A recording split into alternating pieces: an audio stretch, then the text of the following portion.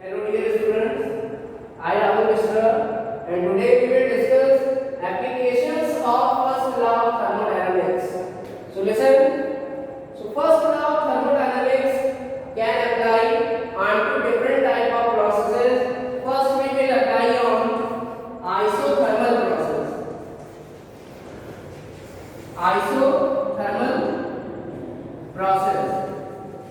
तो सबसे पहले हम लोग फर्स्ट लॉ ऑफ थर्मोडायनामिक्स को अप्लाई करेंगे आइसोथर्मल प्रोसेस पर. We all know that in case of isothermal process temperature is constant. So temperature is constant, so change in temperature will be zero and we all know that internal energy is a function of temperature. So change in internal energy delta U will also be zero for isothermal process. Now we will apply first law of thermodynamics. First law of TDS means thermodynamics. From first law of thermodynamics we all know that delta U equal to Q plus W.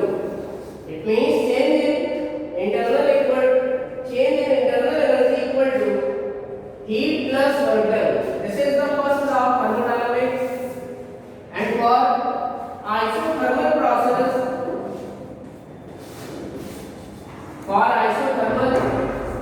process, delta U will be equal to zero. So putting the value of delta U, so Q plus W equal to zero, we can say Q equal to minus W. It means we can say for isothermal process heat is equal to minus of work done. So this is the application of first law of thermodynamics on isothermal process. Now we will discuss the application of thermodynamics on isochoric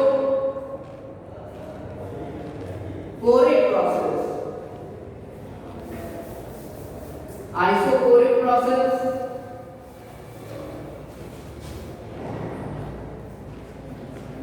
So listen,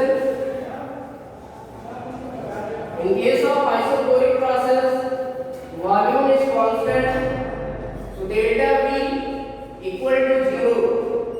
So if delta V equal to zero, then we all know that W equal to P delta V. It means we can say W will also be equal to zero for isochoric process. So listen, in case of isochoric process, change in volume equal to zero, so work done will also be zero. So delta U equal to Q plus zero. So delta U will be equal to Q for isochoric process. It means change in internal energy equal to heat at constant volume. QV means heat at constant volume.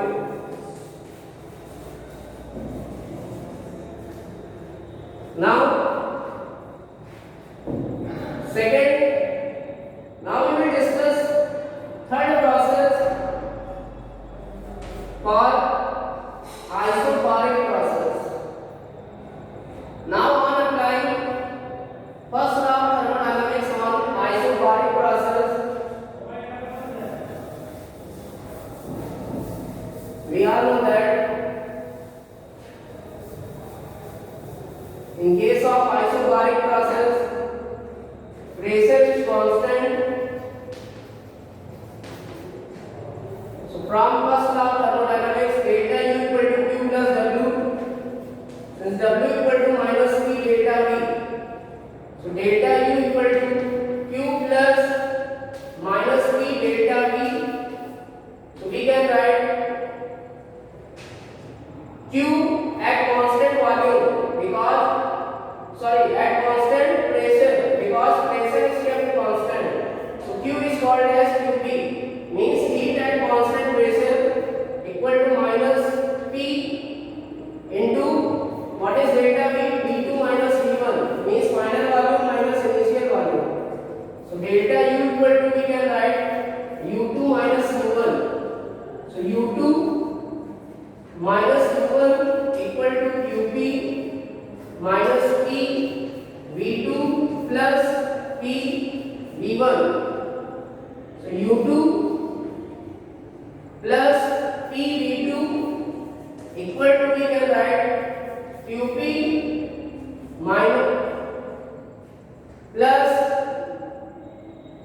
we can write U1 plus P into V1. Now we can write U2 plus P V2. We all know that H is equal to U plus PV. So H1 equal to U1 plus P into V1 because pressure is constant. So it is taken as capital P, not P2 and P1. क्योंकि pressure constant है इसलिए capital P लिया जाएगा. P1 P2 को नहीं change कर सकते, P को P1 P2 में नहीं चेंज कर सकते. So listen, U2 plus P V2 is what? H2. It is equal to QP means heat at constant pressure plus U1 plus P V1 equal to H1.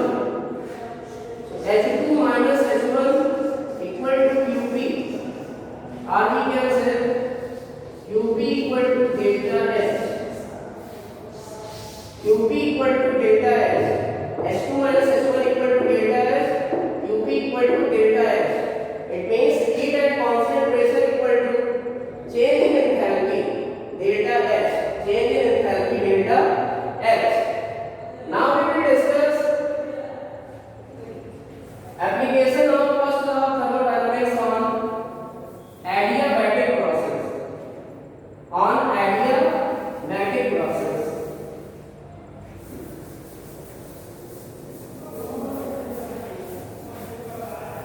So for adiabatic process, this is fourth application on adiabatic process.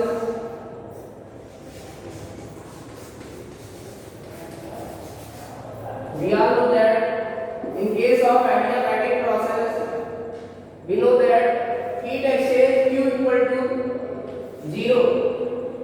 Q is what? Heat exchange. There is no change in heat from system to surrounding. So heat exchange Q will be equal to 0. So from first law of thermodynamics, Q equal to 0. So for adiabatic process, we can write delta U equal to W.